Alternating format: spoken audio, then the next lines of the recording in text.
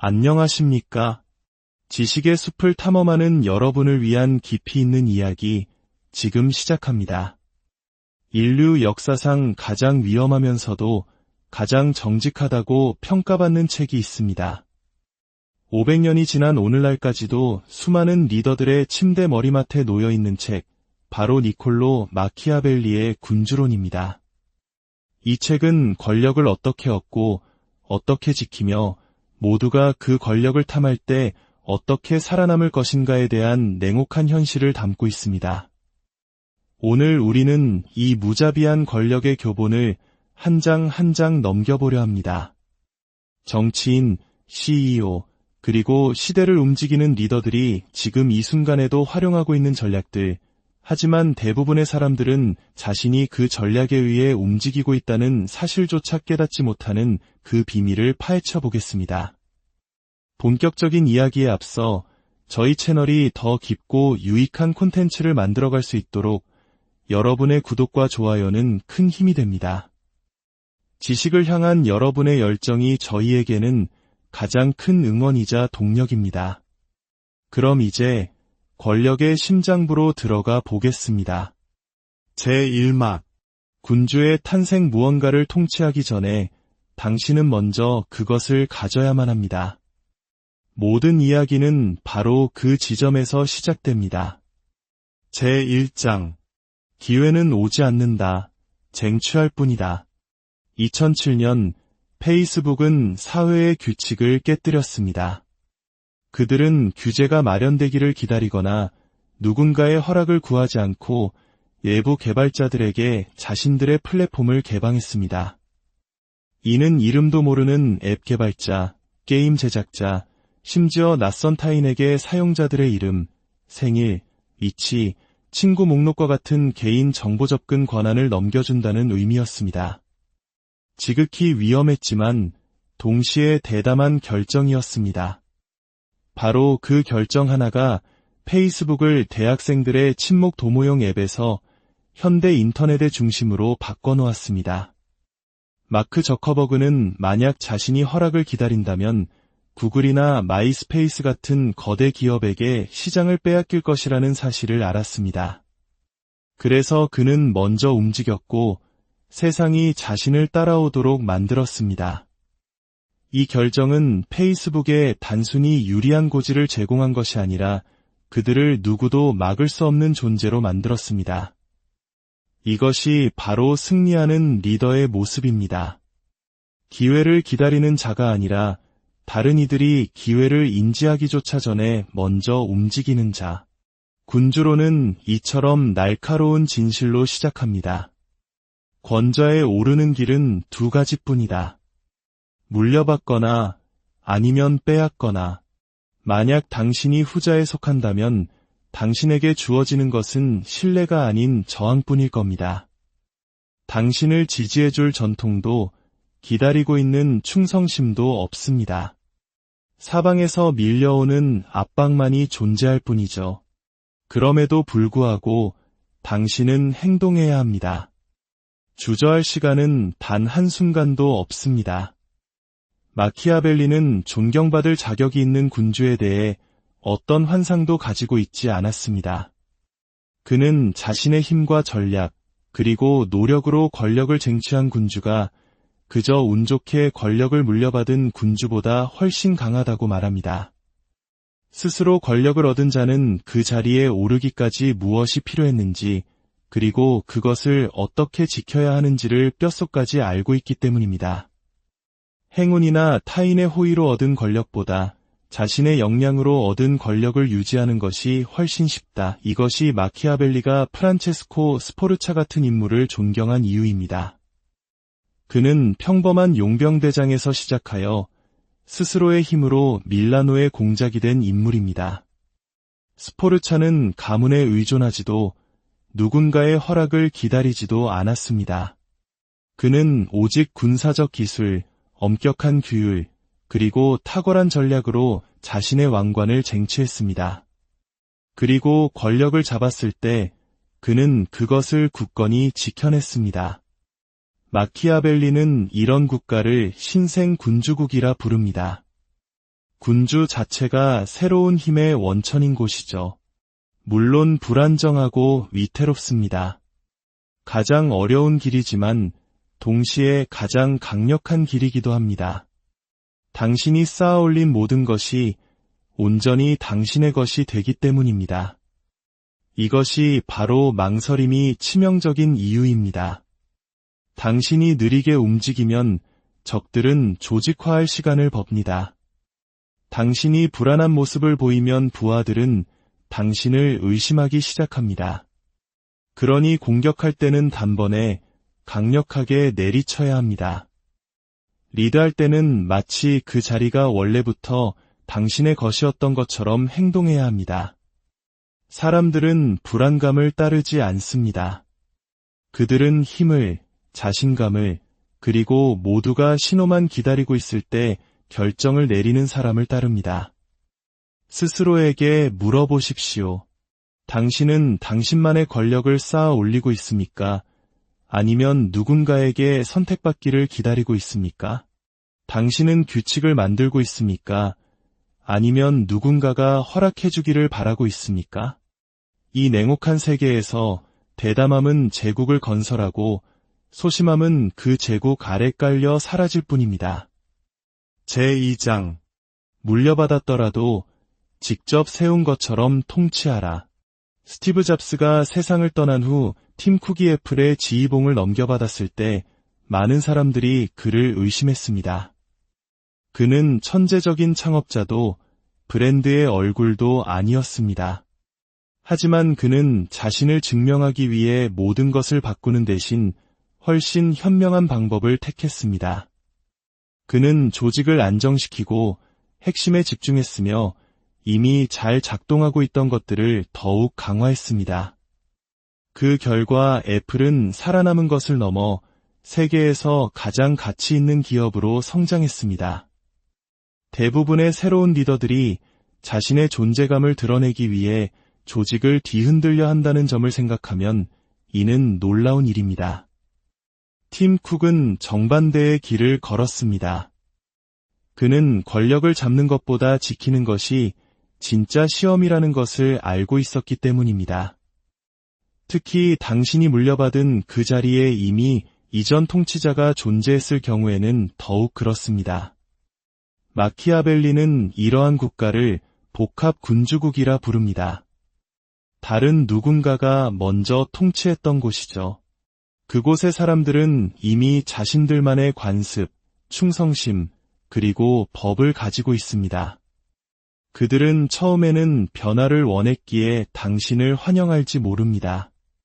하지만 당신이 도착하고 나면 그들은 곧 과거를 그리워하기 시작하고 결국 당신 또한 내쫓고 싶어 할 것입니다. 문제는 여기서 그치지 않습니다. 마키아벨리는 이렇게 말합니다. 군주는 자신을 군주로 만들어준 사람들에게 상처를 줄 수밖에 없는 운명에 처한다. 당신이 권좌에 오르도록 도운 사람들은 보상을 원합니다. 그들은 당신의 왕좌에 자신들의 지분이 있다고 생각합니다. 만약 당신이 그들의 요구를 들어주지 않으면 그들은 당신에게 등을 돌리거나 당신을 끌어내릴 새로운 인물을 물색할 것입니다. 이것이 마키아벨리의 논리가 그토록 단순하고 냉혹한 이유입니다. 정복한 영토에 직접 가서 살거나 아니면 아예 파괴해버려라. 제3의 선택지는 없다. 만약 당신이 멀리서 통치하려 한다면 반란의 소문은 너무 늦게 당신의 귀에 들어올 것입니다. 당신이 반란의 낌새를 눈치챘을 때에는 이미 칼날이 당신의 등 뒤에 와 있을 겁니다. 프랑스의 루이 12세가 바로 그런 실수를 저질렀습니다. 그는 1499년 자신의 가문 혈통을 내세워 밀라노를 정복했습니다. 하지만 그는 그곳으로 이주하는 대신 대리인을 통해 멀리서 통치하려 했습니다. 결국 그는 밀라노를 잃었고 되찾았다가 다시 잃었습니다. 자신이 직접 통치해야 할 곳을 다른 사람에게 맡겨두었기 때문입니다. 오스만 제국의 술탄 메흐메트 2세와 비교해 보십시오. 그는 1453년 콘스탄티노플을 정복한 후 그곳을 자신의 새로운 수도로 삼았습니다. 그는 멀리서 통치하지 않았습니다. 직접 그곳으로 들어가 권력의 중심이 되었습니다. 그의 존재감은 상징적인 것이 아니라 전략적인 것이었고 그것이 그가 도시를 지킬 수 있었던 이유입니다. 하지만 그저 그곳에 존재하는 것만으로는 부족합니다. 당신은 또한 그 왕좌에 어울리는 유일한 사람처럼 보여야 합니다. 그러기 위해서는 사람들이 이미 익숙해져 있는 언어, 관습, 일상 같은 부분들은 유지해 주어야 합니다. 하지만 이전 통치자의 흔적, 즉 그의 가문, 그의 영향력, 심지어 그의 기억까지 모두 지워버려야 합니다. 만약 사람들이 여전히 이전 통치자를 하나의 선택지로 여긴다면 그들은 당신을 온전히 따르기를 주저할 것입니다. 그리고 무엇을 하든 당신이 통제할 수 없는 사람을 강력하게 만들어주지 마십시오. 이것이 루이 12세의 두 번째 실수였습니다. 그는 교황 알렉산데르 6세가 권력을 잡도록 도왔지만 교황이 힘을 갖자마자 가장 먼저 배신당했습니다. 마키아벨리는 경고합니다. 다른 사람을 강하게 만들어주는 자는 스스로 파멸한다. 동맹은 당신의 동맹자가 당신이 가진 것을 원하기 전까지만 안전할 뿐입니다. 그러니 반란의 징후가 명백해질 때까지 기다리지 마십시오. 당신의 눈에 보일 정도가 되면 이미 너무 늦은 것입니다. 정치적 무질서는 소모성 질병과 같아서 초기에 발견하면 쉽게 치료할 수 있지만 한번 퍼지고 나면 손쓸 방법이 없습니다. 이것이 당신에게 의미하는 바는 다음과 같습니다. 안에서부터 통치하십시오. 동맹을 경쟁자처럼 감시하십시오. 문제를 조기에 발견하고 직접 처리하십시오. 그리고 당신의 등장을 환호했던 사람들이 당신의 통치를 지켜줄 것이라고 결코 가정하지 마십시오. 제3장 분열된 충성심은 사형선고다. 일론 머스크가 트위터를 인수했을 때 그는 사람들의 마음을 얻기 위해 시간을 끌지 않았습니다. 그는 기존 경영진을 그대로 두지도 상황이 어떻게 흘러가는지 지켜보지도 않았습니다. 그는 회사에 들어서자마자 최고 경영진을 해고하고 직원의 절반 이상을 감원했으며 하룻밤 사이에 모든 규칙을 새로 썼습니다. 외부에서 보기에는 혼란 그 자체였습니다. 하지만 권력의 속성을 이해하는 사람에게는 아주 영리한 행동으로 보였습니다. 부서진 시스템을 만든 사람들은 당신이 그 시스템을 고치는 것을 돕지 않기 때문입니다. 그들의 충성심은 당신이 아니라 과거의 방식에 머물러 있습니다. 만약 당신이 그들을 남겨둔다면 그들은 과거를 방어하고 당신의 미래를 훼손하는 데 시간을 쏟을 것입니다. 이것이 대부분의 새로운 리더들이 실패하는 지점입니다. 그들은 평화를 유지하기 위해 권력을 나누려 합니다. 기존 내부자들을 위한 자리를 마련하고 적을 만들지 않으면서 리드하려고 노력합니다. 그리고 바로 그 순간 등 뒤에서 칼이 날아옵니다. 마키아벨리는 새로운 군주에게 경고했습니다. 권력은 한 방향으로 흐를 때에만 작동한다. 그러나 충성심이 당신과 과거의 동맹, 당신과 강력한 내부자, 당신과 이전 통치자의 유령 사이에서 분열될 때 당신의 통제력도 함께 사라집니다. 그리고 통제력을 잃는 순간 당신은 모든 것을 잃게 됩니다. 그렇다면 엉망인 조직을 물려받았을 때 어떻게 해야 할까요? 판을 완전히 새로 짜야 합니다. 그곳을 온전히 당신의 것으로 만들어야 합니다. 새로운 정책뿐만 아니라 당신에 의해 세워진 새로운 기반 위에서 새롭게 시작해야 합니다. 하지만 당신이 무언가 새로운 것을 만들려고 할 때 두 종류의 적이 나타납니다. 과거의 방식을 좋아했던 사람들과 당신이 실패하기를 바라는 사람들입니다. 그러므로 당신은 신뢰에 기댈 수 없습니다. 통제력을 구축해야 합니다. 이는 곧 당신의 자리를 원하는 사람들과 권력을 나누지 않고 이전 통치자를 선호했던 사람들의 박수를 기대하지 않는다는 것을 의미합니다. 충성심은 결코 나누어져서는 안 됩니다. 그러나 충성심이 무너지고 통제력이 사라졌을 때 당신에게 남은 도구는 단 하나뿐입니다. 만약 통제력을 얻는 유일한 방법이 공포라면 어떻게 하시겠습니까? 제4장 고통을 기억하게 만들고 그 고통을 멈춰라. 마키아벨리는 주저하지 않습니다. 그는 잔인함이 올바르게 사용될 때 훌륭한 리더십의 도구가 된다고 말합니다. 하지만 좋은 잔인함은 단 한 번에 단호하게 그리고 명확한 목적을 가지고 실행되어야 합니다. 반면 나쁜 잔인함은 느리고 감정적이며 예측 불가능합니다. 이것은 증오를 낳을 뿐입니다. 그 차이를 보기 위해 르완다의 폴 카가메와 리비아의 무아마르 카다피를 비교해 보겠습니다. 1994년 카가메는 끔찍한 집단 학살 이후 르완다의 통치권을 잡았습니다. 그는 신속하게 움직여 민병대를 무장 해제시키고 이협 세력을 제거했으며 질서를 회복했습니다.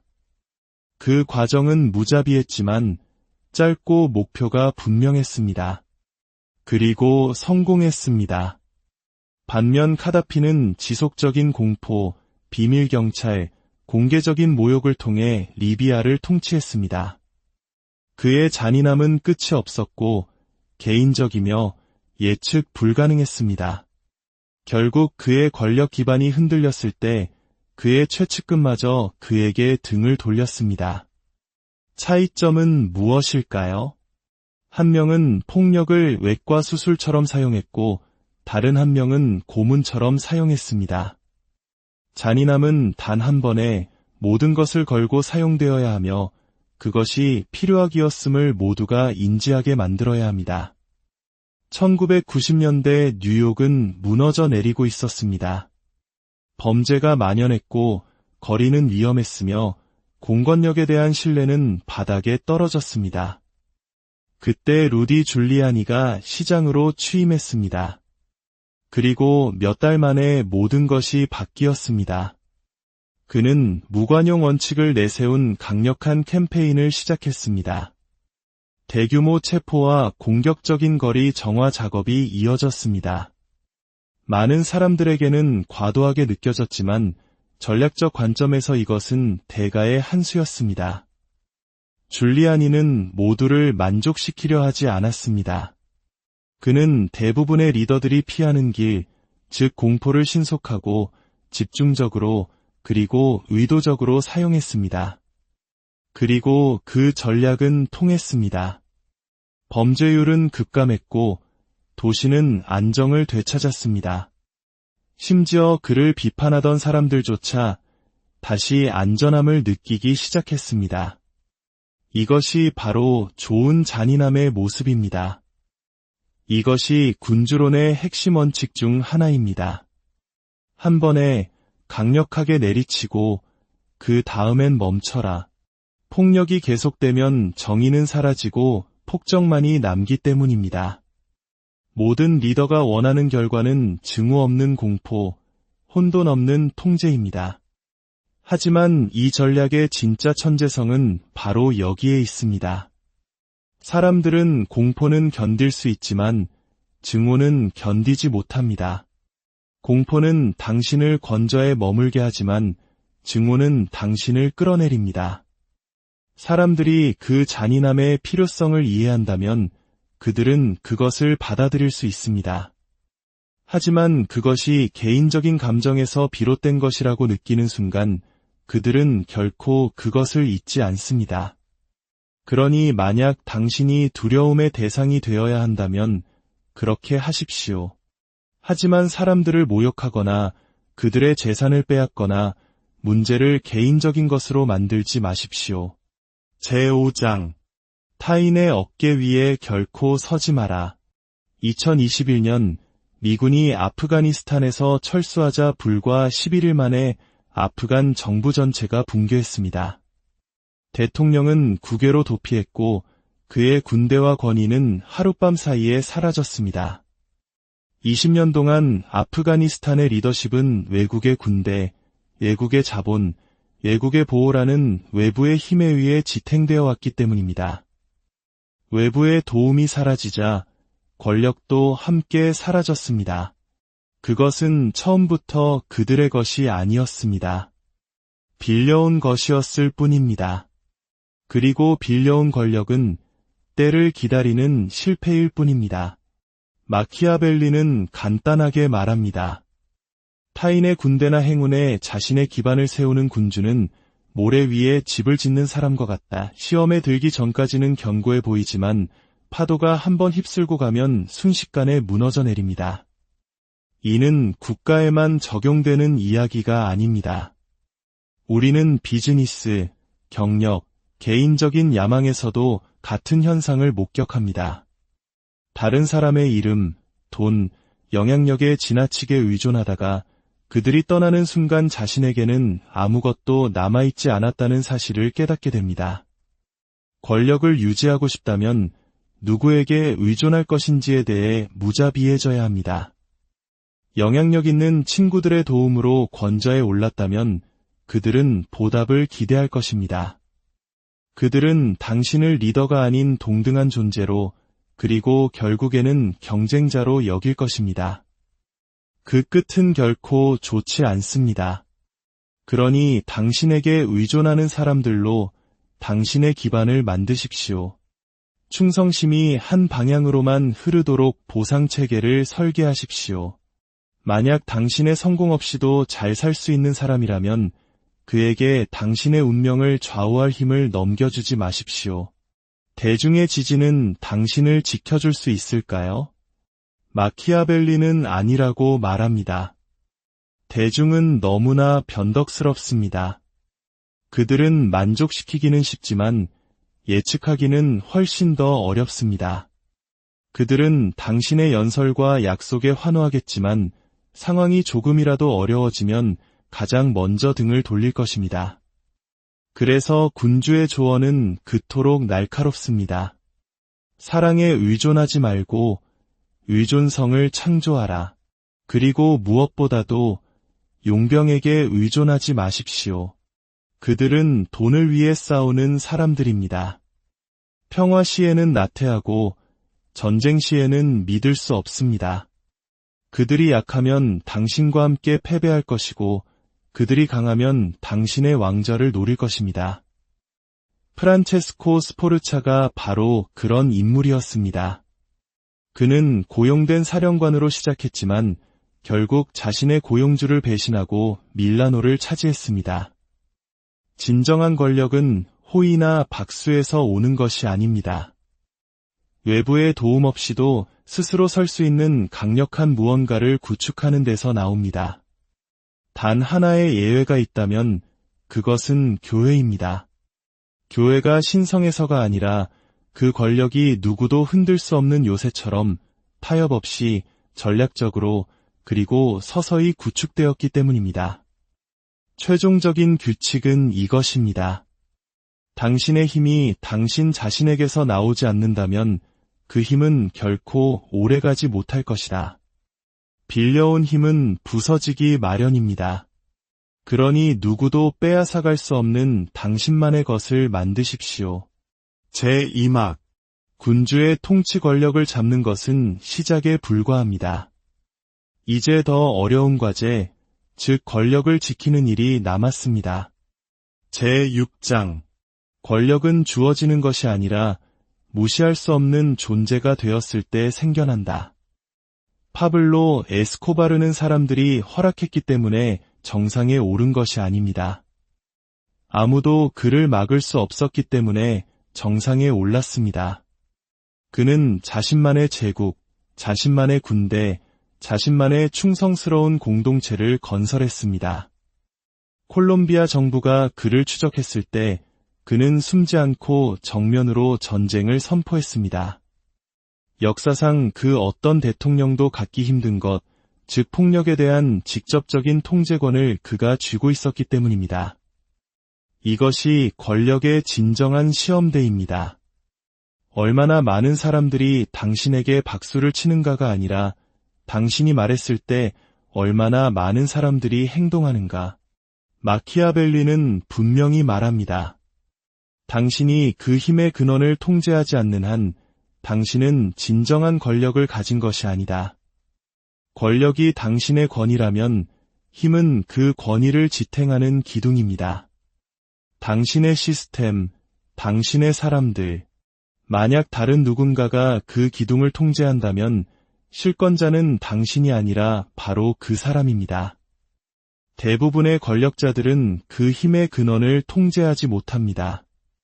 대통령은 선출되고 CEO는 고용됩니다. 그들의 권위는 명령이 아니라 승인에 의존합니다. 스타트업 창업자를 생각해 보십시오. 비전과 제품은 그의 것이지만 기술은 외주 개발자가, 브랜드는 광고 대행사가, 자금은 투자자가 쥐고 있습니다. 서류상으로는 그의 회사지만 권력은 조각나 있습니다. 무언가 잘못되었을 때 그는 그것을 고칠 수 없습니다. 애초에 그 기반을 직접 만들지 않았기 때문입니다. 마키아벨리는 주장했습니다. 기반을 소유하라. 진정한 권력은 핵심적인 것들을 외주에 맡기는 것을 멈출 때 시작됩니다. 모든 것이 어떻게 작동하는지 알고 필요하다면 그것을 다시 만들 수 있어야 합니다. 그래야만 당신은 다른 사람의 도움을 받을 수 있습니다.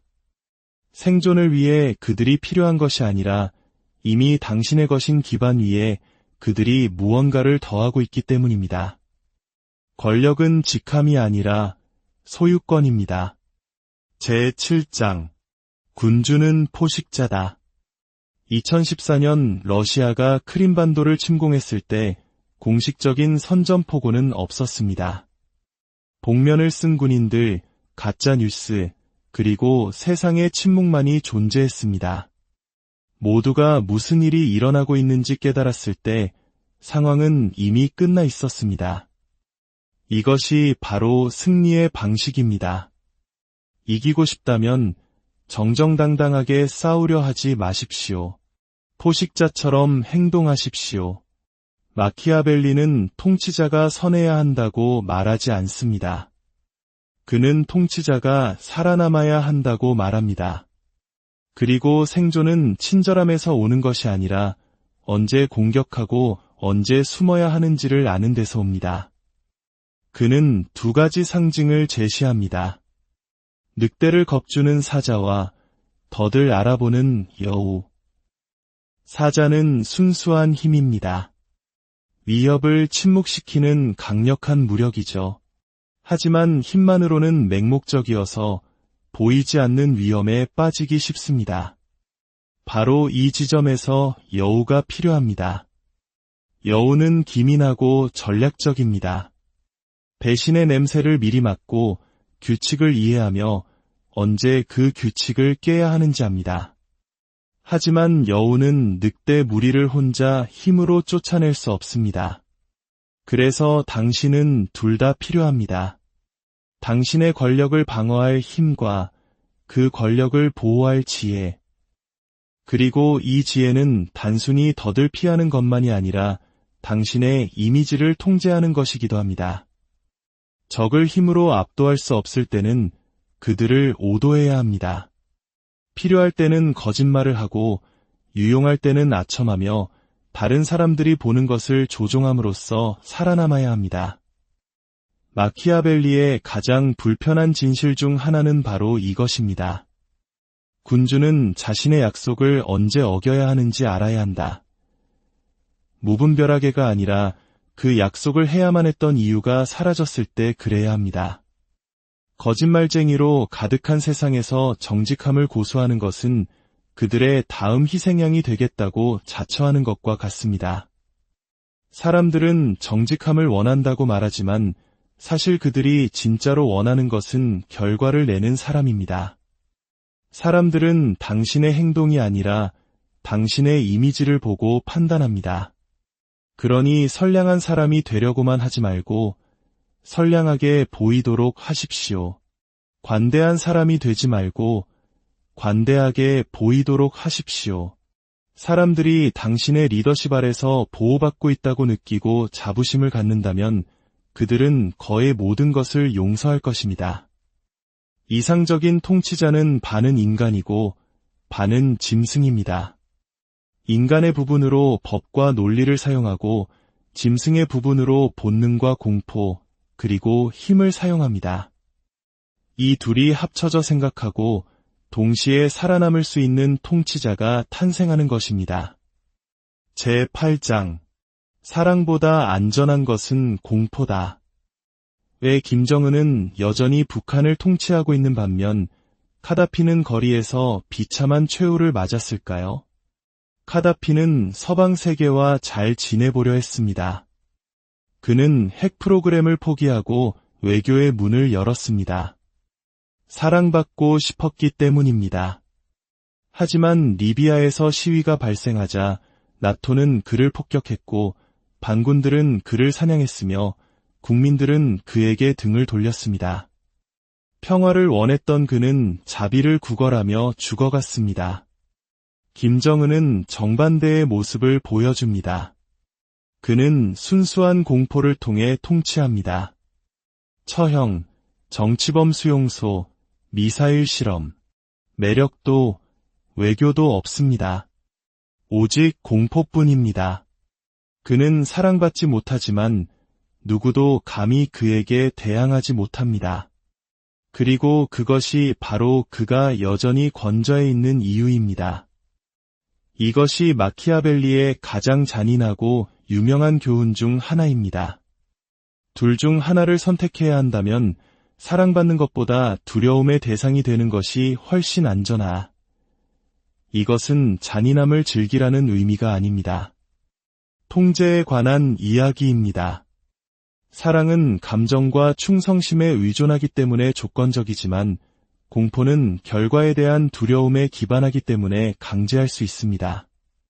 물론 이상적인 세계에서는 사랑과 두려움을 동시에 받는 것이 최선이지만 현실 세계에서는 드문 일입니다. 선택해야 한다면 공포가 더 신뢰할 수 있는 도구입니다. 하지만 여기에는 함정이 있습니다. 공포가 결코 증오로 변해서는 안 된다는 것입니다. 공포는 유용하지만 증오는 치명적입니다. 균형점은 무엇일까요? 공포를 정밀하게 사용하는 것입니다. 모욕하거나 괴롭히기 위해서가 아니라 사람들이 신뢰할 수 있는 질서를 만들기 위해 사용해야 합니다. 경계를 명확히 설정하고 필요할 때 그것을 집행하십시오. 그리고 일단 집행이 끝나면 더 이상 문제 삼지 마십시오. 사람들이 당신의 징계를 공정하다고 느끼면 존중할 것이지만 개인적이거나 잔인하다고 느끼면 복수를 원할 것입니다. 체살의 보르자는 이 점을 완벽하게 이해했습니다. 그는 무법천지였던 로마냐 지방을 평정하기 위해 잔인한 집행관을 보냈습니다. 혼란은 멈췄지만 공포가 그 지역을 뒤덮었습니다. 질서가 회복되자 보르자는 그 집행관을 공개적으로 처형하고 그의 시신을 광장에 내걸었습니다. 메시지는 분명했습니다. 폭력은 여기서 끝이다. 이것은 친절이 아니었습니다. 목적을 가지고 사용된 공포, 즉 전략이었습니다. 약함에서 비롯된 친절은 무질서를 낳지만 통제된 공포는 안정과 생존을 낳습니다. 제9장 당신이 직접 쓴 이야기일지라도 그 이야기를 통제하라. 러시아가 우크라이나를 침공했을 때 젤렌스키 대통령은 무기만으로 싸우지 않았습니다. 그는 상징으로 싸웠습니다. 그는 대통령의 정장을 벗고 군복을 입었고 벙커에서 직접 상황을 보고했으며 파괴된 거리를 국민들과 함께 걸었습니다. 말 한마디 없이 그는 떠나지 않는 리더라는 이미지를 구축했습니다. 반면 푸틴은 멀리 떨어진 궁전의 긴 테이블에 홀로 앉아 있었습니다. 두 개의 전쟁이 동시에 벌어지고 있었습니다. 하나는 전장에서, 다른 하나는 사람들의 마음 속에서, 그리고 후자의 전쟁이 전자의 승패를 결정합니다. 대중의 인식이 바로 진짜 전쟁터이기 때문입니다. 당신이 누구인지는 중요하지 않습니다. 사람들이 당신을 누구라고 믿느냐가 중요합니다. 군주는 자비롭고 신의가 있으며 정직하게 보여야 한다. 하지만 필요할 때는 그와 정반대로 행동할 준비가 되어 있어야 한다. 이것은 냉정하게 들리지만 권력의 세계에서는 작동하는 방식입니다. 사람들은 진실이 아니라 이미지를 따릅니다. 그러므로 리드하는 것만으로는 충분하지 않습니다. 리더처럼 보여야 합니다. 연기처럼 느껴지지 않게 권력을 연기해야 합니다. 사람들이 믿는 이야기를 만들어내면 그들은 당신의 모든 움직임을 신뢰할 것입니다. 여기서 대부분의 사람들이 실수를 저지릅니다. 그들은 좋아 보이는 것이 좋은 것이라고 착각합니다. 그래서 박수를 쫓고 호의를 베풀며 성공을 과시합니다. 하지만 너무 많은 것을 너무 빨리 주면 당신의 자원은 고갈되고 권력은 무너집니다. 마키아벨리는 경고합니다. 친절처럼 보이는 것이 당신을 파멸시킬 수 있고 잔인함처럼 보이는 것이 당신을 살릴 수 있다. 가장 강력한 행동은 더 많이 주는 것이 아니라 때로는 아니오라고 말하는 것입니다. 작동하지 않는 것을 잘라내고 에너지를 절약하며 시스템을 보호하십시오. 영웅적으로 보이지 않을 수는 있지만 당신의 기반을 견고하게 유지해 줄 것입니다. 제10장 이기는 것을 행하고 효과적인 것을 말하라. 2016년 영국은 유럽연합 탈퇴, 즉 브렉시트에 투표했습니다. 탈퇴를 주도한 캠페인 측은 대담한 약속을 내걸었습니다. 우리는 매주 3억 5천만 파운드를 EU에 보냅니다. 그 돈으로 우리의 공공유료 시스템에 투자합시다. 이 메시지는 버스 옆면에까지 페인트 칠되어 전국을 돌아다녔고 효과는 엄청났습니다. 영국은 브렉시트를 선택했습니다. 하지만 투표가 끝난 후 그 약속은 조용히 사라졌습니다. 정치인들은 말을 바꿨고 그 숫자는 실수였다고 해명했으며 NHS는 그 돈을 결코 받지 못했습니다. 하지만 중요하지 않았습니다. 거짓말은 이미 제 역할을 다했고 임무는 완수되었습니다. 마키아벨리에게 이것은 스캔들이 아니라 전략입니다. 리더의 임무는 정직한 것이 아니라 이기는 것이기 때문입니다. 만약 진실이 당신의 길을 막는다면 거짓말을 하십시오. 하지만 리더처럼 거짓말해야 합니다. 악의가 아니라 필요에 의해서. 그러나 여기에 핵심이 있습니다. 당신의 이미지를 깨뜨리지 않으면서 약속을 어길 수 있는가? 약속을 깨뜨리되 정직의 가면을 쓰십시오. 배신하되 원칙의 사람처럼 보이십시오.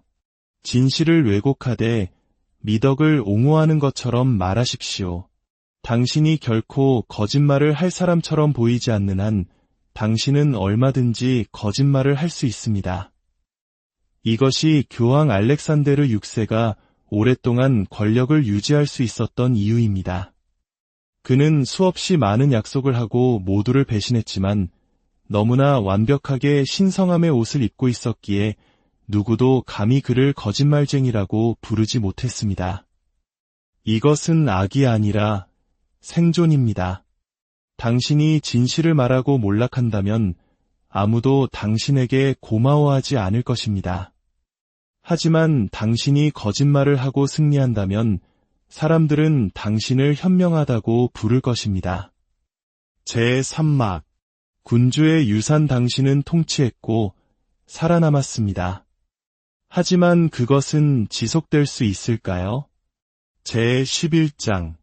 지금은 미친 것처럼 보여도 나중에는 건드릴 수 없는 존재가 되어라. 2008년 세계 경제가 무너져 내리고 있었습니다. 대부분의 CEO들은 지출을 줄이고 살아남기만을 기도했습니다. 하지만 일론 머스크는 정반대의 길을 걸었습니다. 테슬라와 스페이스X가 파산 직전인 상황에서 그는 자신의 남은 마지막 재산을 쏟아부어 로켓을 쏘아 올리고 자동차를 만들었습니다. 그는 폭풍 속에서 살아남은 것이 아니라 혼돈을 뚫고 두 개의 제국을 건설했습니다. 대부분의 사람들은 그런 순간에 얼어붙습니다. 하지만 대담한 자들은 행동합니다. 그리고 다른 사람들이 정신을 차렸을 때 승부는 이미 끝나 있습니다. 마키아벨리는 포르투나, 즉 운명과 행운이라는 거친 힘을 믿었습니다. 하지만 그는 우리가 무력하다고 생각하지 않았습니다. 운명은 게임의 절반만을 통제할 뿐 나머지 절반은 당신의 몫이라고 믿었습니다. 그는 운명을 강에 비유했습니다. 홍수가 나면 모든 것을 파괴하지만 평온할 때 현명한 자는 제방을 쌓고 물길을 만듭니다. 폭풍이 왔을 때 그들은 물에 잠기는 대신 그 물의 흐름을 지배합니다. 이것이 현명한 통치자들이 하는 일입니다. 재앙이 닥치기 전에 준비하는 것. 그들은 운명의 자비를 구걸하지 않고 행동으로 맞섭니다. 하지만 또 다른 종류의 대담함이 있습니다. 바로 선택하는 것입니다. 갈등이 발생했을 때 대부분의 사람들은 중립을 지키려 합니다.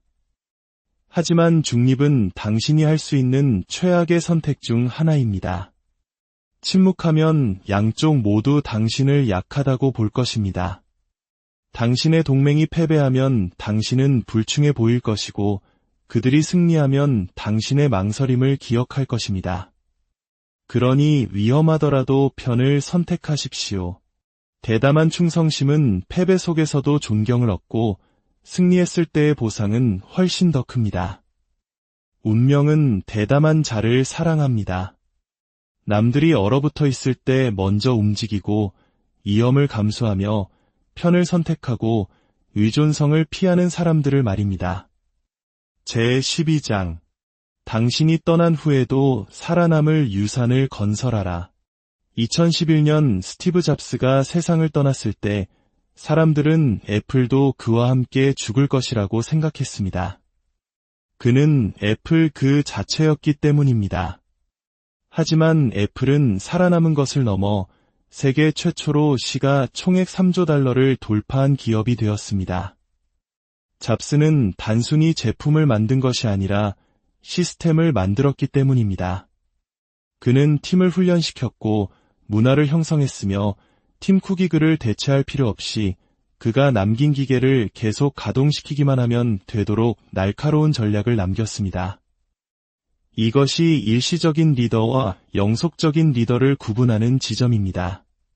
단순히 정상에 오르는 것이 아니라 자신이 사라졌을 때에도 무언가 굳건히 서 있도록 만드는 사람. 대부분의 통치자들이 실패하는 시험대가 바로 이것입니다. 그들은 권력을 얻고 통치를 잘하지만 세상의 변화에 적응하지 못합니다. 역사는 운이 나빠서가 아니라 자신이 변하지 않았기 때문에 몰락한 강력한 리더들로 가득합니다. 그들은 편안함에 안주했고 적응을 멈췄으며 더 이상 존재하지 않는 충성심에 기댔습니다. 압박이 가해지자 그들은 망설였고 결국 무너졌습니다. 유산은 당신이 이룬 지위에 관한 것이 아니라 당신이 만든 구조에 관한 것입니다. 만약 당신의 권력이 당신이 항상 그 방에 있어야만 유지된다면 당신은 유산을 만든 것이 아닙니다. 그저 붕괴를 잠시 늦춘 것일 뿐입니다. 제13장. 순간이 당신을 지배하기 전에 그 순간을 지배하라. 2007년 애플은 아이폰을 출시했습니다. 진짜 위험은 전화기를 만드는 것이 아니었습니다. 애플을 거인으로 만들어준 제품, 바로 아이팟을 죽이는 것이었습니다. 대부분의 리더들은 그것을 보호하려 했을 것입니다. 하지만 스티브 잡스는 그러지 않았습니다. 그는 변화의 흐름을 먼저 읽고 자신의 성공을 파괴하는 한이 있더라도 먼저 움직였습니다.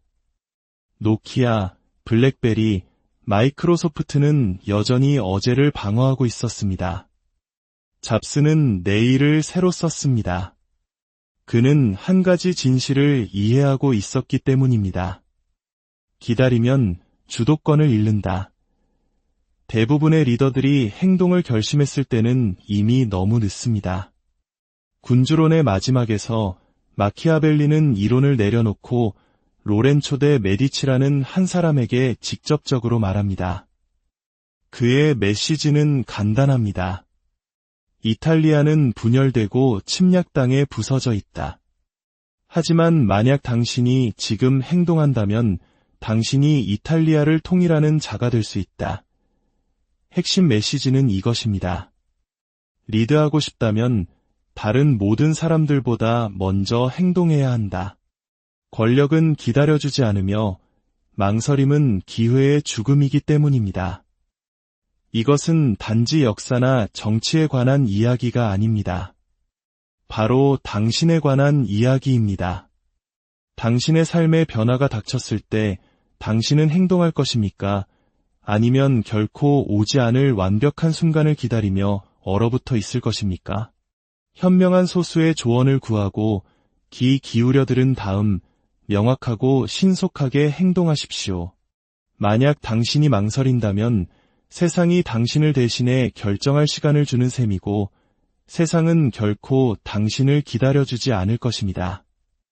마키아벨리는 분열된 이탈리아의 혼돈 속에서 희귀한 기회를 보았습니다. 대담한 누군가가 일어설 수 있는 바로 그 순간을. 그리고 그는 로렌초를 향해 손가락을 가리켰습니다. 당신이 그 사람이 될 수 있다.